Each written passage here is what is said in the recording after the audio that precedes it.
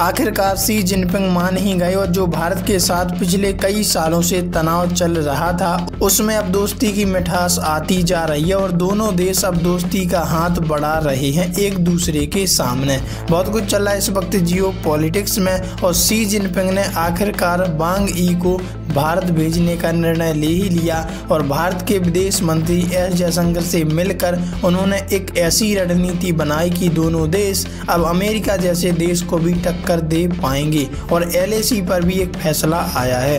बहुत कुछ चल रहा है इस वक्त जियो पॉलिटिक्स में, आइए जानते हैं क्या है पूरा मामला। देखो खबर सामने आ रही है दोस्तों, वांग यी को भारत भेजने के पीछे क्या है मकसद। चीनी विदेश मंत्रालय ने कहा जिनपिंग चाहते हैं एलएसी के लिए जो फैसले लिए गए उनको सुधारा जाए। चीन ने सोमवार 18 अगस्त 2025 को विदेश मंत्री वांग यी की भारत यात्रा पर कहा कि उनका यहां भेजने का मकसद दोनों देशों के नेताओं के बीच बनी महत्वपूर्ण सहमति और पिछले दौरे की सीमा वार्ता के दौरान लिए गए फैसलों को क्रियान्वित करने के लिए भारत के साथ मिलकर काम करना है। मतलब वांग यी और भारत के विदेश मंत्री एस जयशंकर मिलकर दोनों देशों की कूटनीतिक रणनीति को साझा करेंगे और दोनों देशों की दोस्ती आगे बढ़ाएंगे। वांग यी सोमवार को भारत की 2 दिवसीय यात्रा पर आए हैं। वह राष्ट्रीय सुरक्षा सलाहकार NSA अजीत डोभाल के साथ सीमा मुद्दे पर विशेष प्रतिनिधियों की 24वें दौर की वार्ता में भाग लेंगे। PTI की रिपोर्ट के अनुसार दिसंबर अजीत डोभाल चीन गए थे जहां उन्होंने वांग के साथ 23वें दौरे की वार्ता की थी। इससे कुछ हफ्ते पहले प्रधानमंत्री नरेंद्र मोदी और चीनी राष्ट्रपति शी जिनपिंग ने अक्टूबर में रूस के कजान में हुए ब्रिक्स शिखर सम्मेलन के इतर बैठक की थी।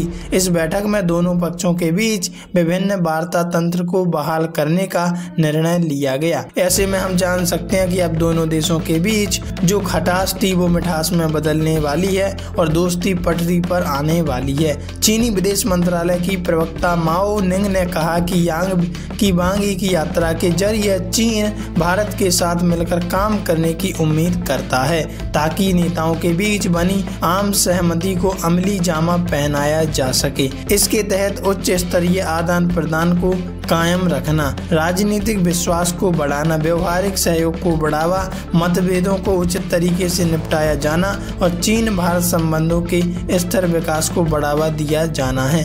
माओ निंग ने एक प्रेस कॉन्फ्रेंस में वांग यी की यात्रा पर टिप्पणी करते हुए कहा कि भारत चीन सीमा मुद्दों पर विशेष प्रतिनिधि स्तर की वार्ता दोनों देशों के बीच सीमा वार्ता के लिए एक उच्च स्तरीय माध्यम है। उन्होंने कहा कि बीजिंग में 23वें दौरे की वार्ता के दौरान दोनों पक्षों ने सीमा पार आदान प्रदान और सहयोग पर कई आम सहमतियां हासिल की हैं। उन्होंने कहा कि साल के शुरुआत से ही दोनों पक्षों ने राजनयिक माध्यमों से संवाद बनाए रखा है और उन परिणामों के कार्यान्वयन को सक्रियता से आगे बढ़ाया है। ऐसे में हम जान सकते हैं अब दोनों देशों के बीच व्यापारिक मुद्दे भी सुलझाए जाएंगे और साझेदारी बढ़ेगी।